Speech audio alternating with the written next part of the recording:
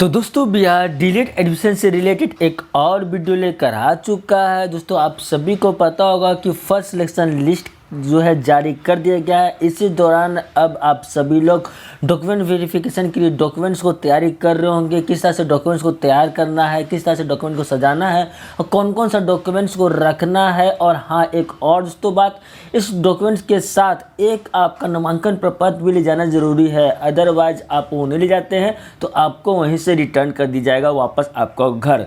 तो यहाँ पर कौन कौन सा डॉक्यूमेंट्स लगेंगे, किस तरह से तैयार करना, वो सारी बातें बताऊँगा। साथ ही जो आपका डॉक्यूमेंट्स के अंदर जाति, आवासीय, आय प्रमाण पत्र होता है वह कितना पुराना होना चाहिए या कब का होना चाहिए, करंट होना चाहिए या पुराना, तो इसी से रिलेटेड सारी बातों बताने आ चुका हूं। तो टाइम न लेते हुए चलिए शुरू करता हूं। मैं हूं आपका होस्ट एंड दोस्त आकाश धनराज और स्वागत है आपका अपना चैनल एंड्रॉइड पाठशाला में। और हाँ दोस्तों, अगर आपको इस वीडियो से किसी प्रकार का इन्फॉर्मेशन मिलेगी तो प्लीज़ वीडियो को लाइक जरूर कर दीजिएगा। आप देख सकते हैं मैं कितना मेहनत करता हूँ, इस मेहनत के लिए लाइक तो बनती है, तो प्लीज़ वीडियो को लाइक जरूर कर देना।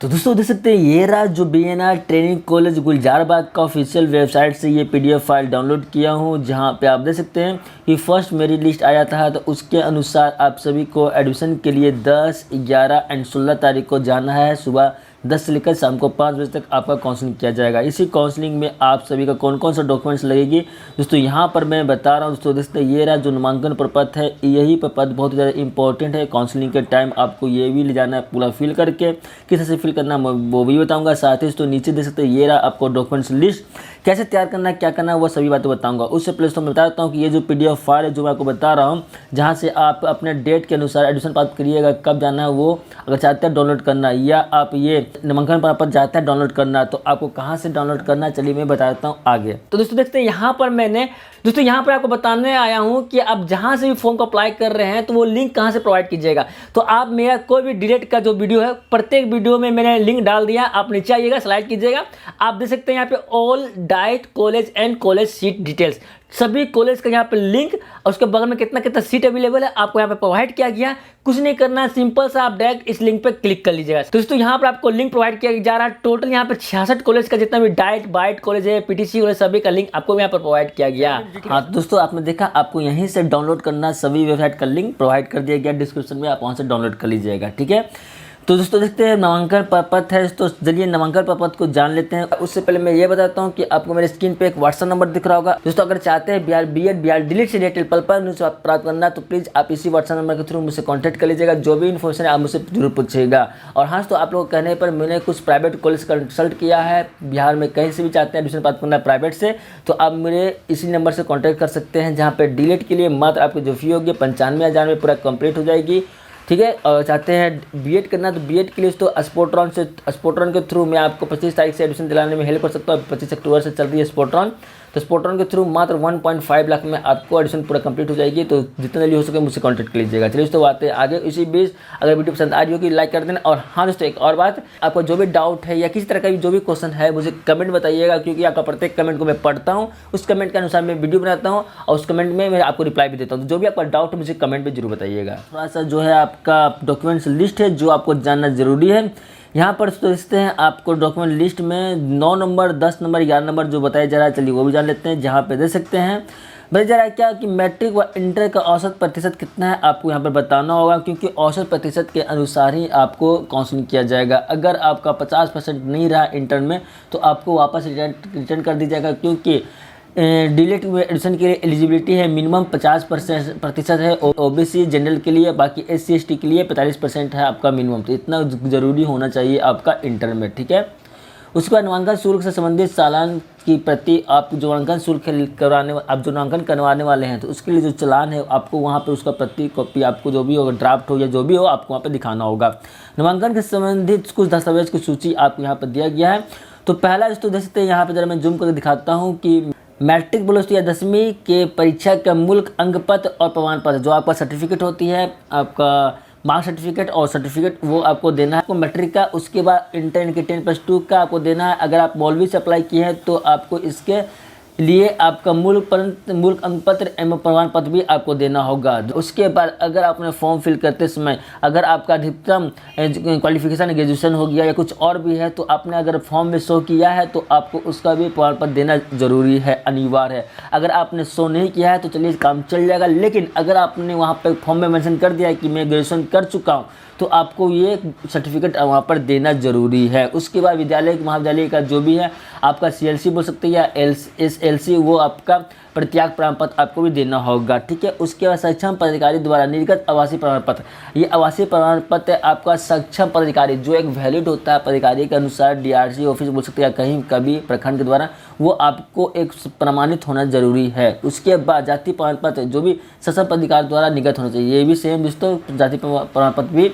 अब आते हैं उसके बाद दोस्तों सक्षम पदाधिकारी जो बोर्ड द्वारा निःशक्त प्रमाण पत्र, यानी कि जो कैंडिडेट निःशक्त है यानी कि वो हैंडीकैप्ड में आते हैं उनके लिए है। अगर आप में से जो भी लोग हैंडीकैप्ड है, दिव्यांग है, तो उनके लिए जो भी आपका सर्टिफिकेट होती है 40% 20% वो आपको देना जरूरी है।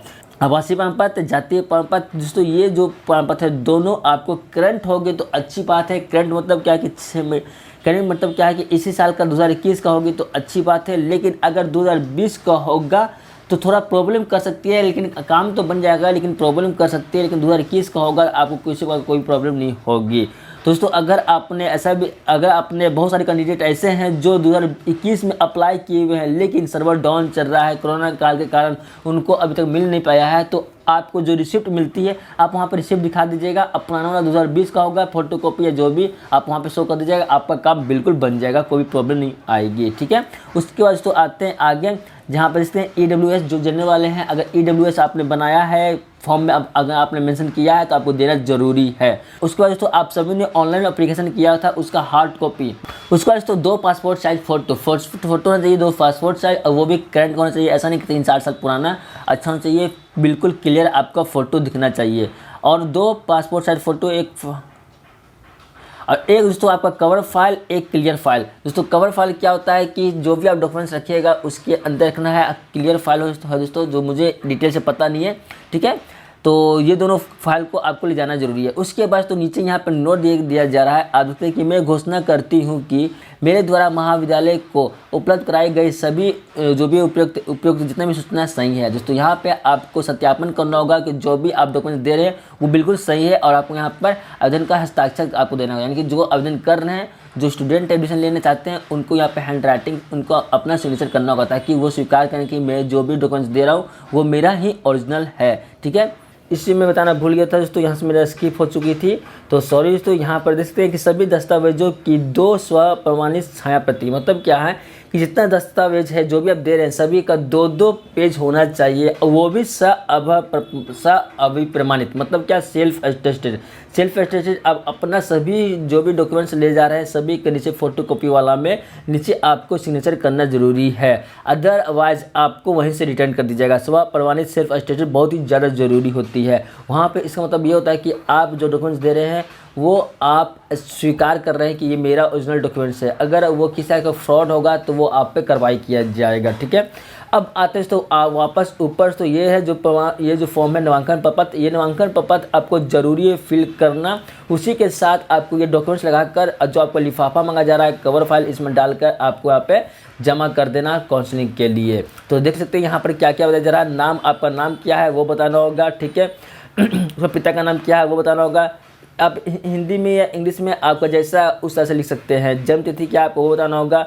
पत्राचार, वर्तमान पता, आपको पूरा एड्रेस बताना होगा। करंट, स्थायी पता अगर दोनों सेम है तो सेम कर दीजिएगा। मोबाइल नंबर आपको बताना है। ईमेल आपको बताना जरूरी है। तो यहाँ पे मोबाइल नंबर, ईमेल से आपको कांटेक्ट किया जाएगा, तो जो भी दोनों बताइएगा करंट होना चाहिए, जो आपके पास अवेलेबल हो। उसके बाद तो योग्यता में तो यहाँ पर आपका मैट्रिक का दिया गया, ब्लॉक, ठीक है, इंटरमीडिएट का दिया गया, स्नातक का दिया गया, स्नातकोत्तर का दिया गया, अन्य का दिया गया। तो आपने जो भी मेंशन किया, आपने तो सभी स्टूडेंट एटलीस्ट कम से कम मैट्रिक और इंटर तो जरूर मेंशन किए होंगे। तो जो भी यूनिवर्सिटी, जो भी आपने जिस वर्ष पास किया है, कितना फर्स्ट सेकंड थर्ड प्राप्तांक कितना नंबर आया था, प्रतिशत कितना बना था, अभियुक्ति वो आपको यहाँ पर देना भरना जरूरी है। उसी तरह से इंटरमीडिएट में अब बात करते हैं स्नातकोत्तर कौन है।